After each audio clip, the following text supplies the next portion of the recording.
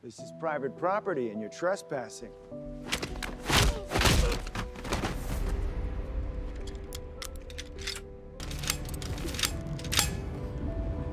Don't move.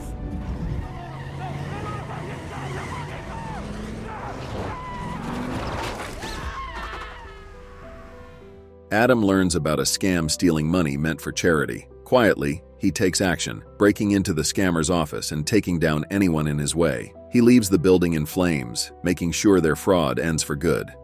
Today, we will be recapping a 2024 movie called The Beekeeper.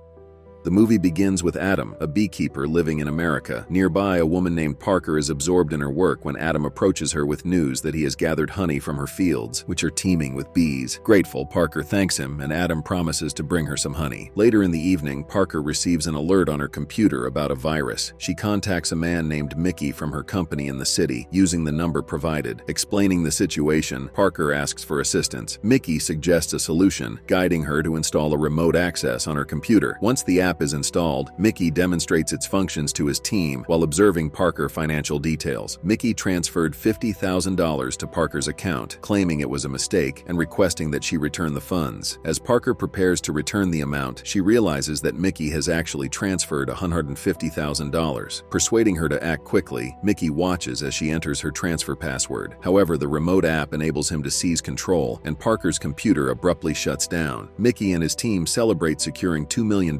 while Parker, regaining access to her computer, is horrified to find all her money stolen. Adding to her distress, fraudulent messages from her bank confirm she has been scammed. That night, Adam arrives at Parker's home to deliver honey he had promised, but senses something is wrong. Grabbing a knife out of caution, he is confronted by Parker's daughter, Verona, a police officer who apprehends him. Adam apologizes and delivers the tragic news that Parker has taken her own life. Later, Verona speaks with colleagues who vouch for Adam's good character but remain unconvinced, believing her mother would never take her own life. Confronting Adam, she questions his suspicious behavior and the knife. Adam explains he grabbed it out of concern for Parker's safety after sensing danger. Skeptical but curious, the officers take Adam in for questioning, while Verona inspects Parker's beekeeping equipment at her field. Afterward, Verona returns home and apologizes to him. She questions him about whether her mother had mentioned being scammed, explaining that the money involved was intended for charity. Adam denies knowing anything about the scam but speaks warmly of Parker's generosity. Then, Adam leaves quietly, returning to his beekeeping work. Adam makes a phone call using a secret service line, revealing that he knows about the scam that targeted Parker. Determined to seek justice, Adam heads to the company under the guise of looking for work. When stopped by the guards, he swiftly eliminates them and gains access to the office, where the fraudulent activities are conducted. Adam douses the building with petrol, forces the employees to repeat his words, and orders them to leave. When Mickey arrives with the guards, Adam defeats them all in a vicious fight. Confronting Mickey, he declares an end to the internet fraud and ensures the office is abandoned before planting a bomb. As Adam walks away, Mickey flees in terror, and the building explodes moments later. Meanwhile, Mickey informs his boss Derek that their entire company has been destroyed in an explosion. Mickey, clearly shaken, admits that the culprit must be extremely dangerous, speculating that they may have scammed this man in the past. Concerned about security, Derek consults a guard, requesting additional bodyguards for protection. The guard reassures him that reinforcements will be sent. Derek then instructs Mickey to track down the man who attacked their company, suspecting him of seeking revenge. He orders Mickey to eliminate the threat before the situation worsens. At the same time, Verona and her partner Matt arrive at the scene of the explosion to investigate the destruction. Afterward, Derek's men and Mickey arrive at Parker's home and spot Adam working in the nearby field. They trail him to his beekeeping area, where they begin shooting at the beehives in an attempt to provoke him. The conflict escalates as they follow Adam to his factory. However, Adam turns the tables, ambushing the goons and defeating them in a fierce fight. Witnessing this, Mickey grows increasingly terrified. When Adam finally captures Mickey, he cuts his finger with a machine. Verona gets into an argument with one of the employees in the company while she is investigating. Then, her team Watt steps forward, and he calms her down. Meanwhile, Mickey, now desperate, escapes toward a bridge and frantically calls Derek for help. Unexpectedly, Adam Janich is up with him. Adam ties Mickey up and, in a final act of retribution, hurls him off the bridge along with his car. Adam then contacts Derek directly by phone, delivering a chilling promise that he will burn him down. Derek, visibly unnerved, denies knowing who Adam is, but Adam assures him that he will soon find out. With that, Adam takes Mickey's car and drives away, leaving Derek to brace for what is coming. Meanwhile, Wallace expresses concern to Derek, remarking that the man they're dealing with managed to eliminate all their goons single-handedly, without using a gun. Derek confirms it, prompting Wallace to compare this mysterious individual to the kind of figures he's only heard about in movies during his years with the FBI. He warns Derek that if this man is as dangerous as he appears, they are dealing with someone extraordinary. Matt and Verona discuss the call center case, with Verona showing keen interest. However, their conversation is interrupted by a call from another department, reporting Mickey's dead body has been found. Wallace contacts Derek's mother, Danny, explaining the severity of the situation.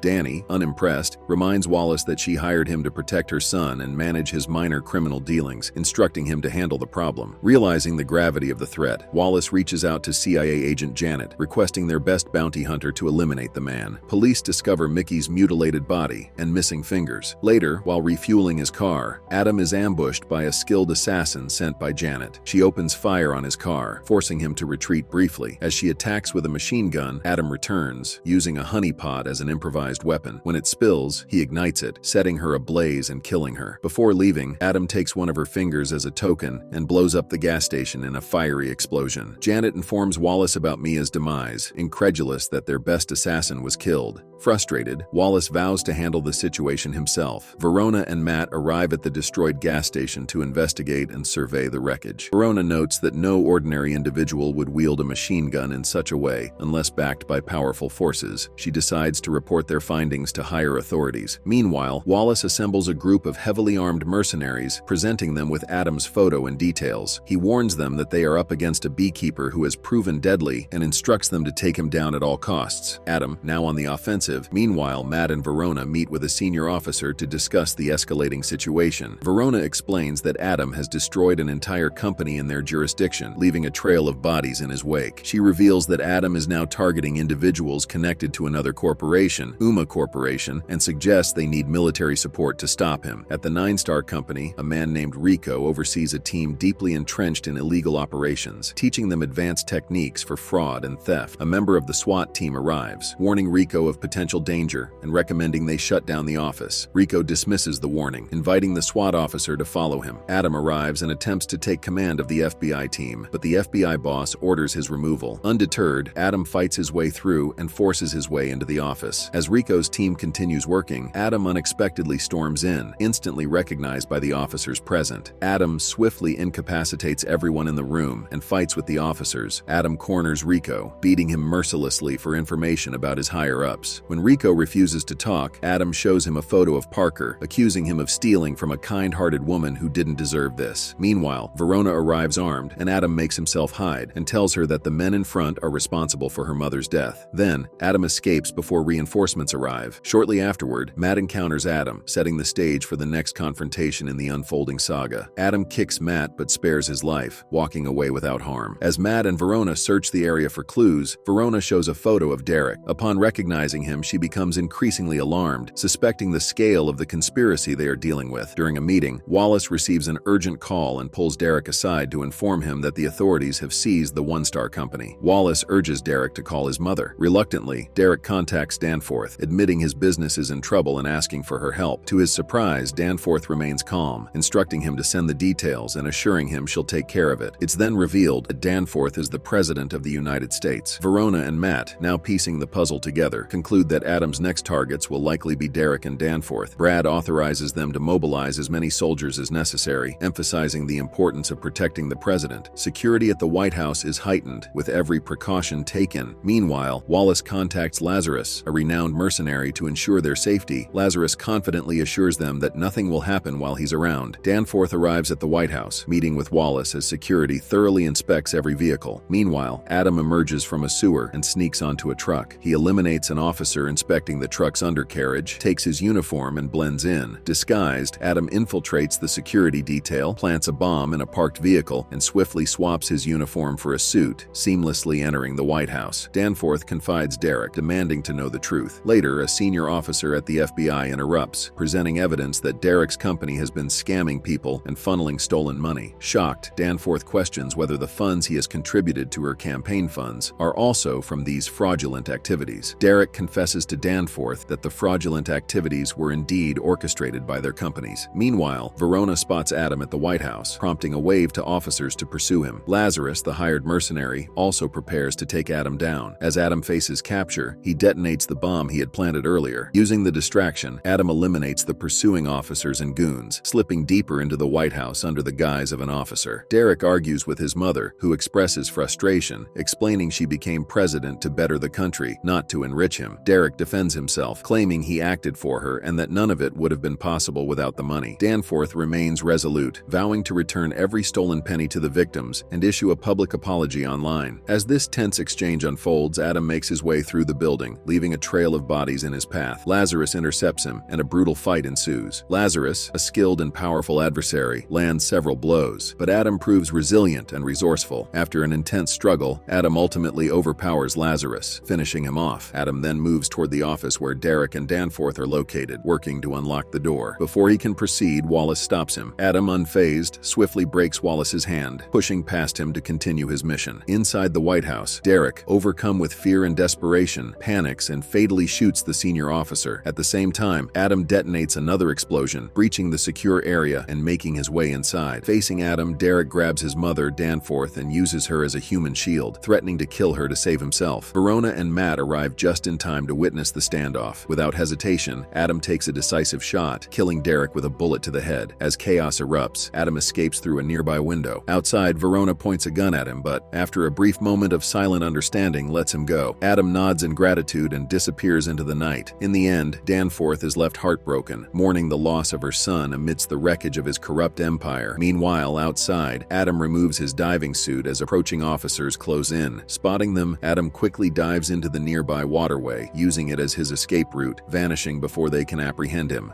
And with that, the movie ends. We hope you enjoyed our video. Watch the next recaps on the screen and don't forget to subscribe for more amazing recaps. See you in the next one.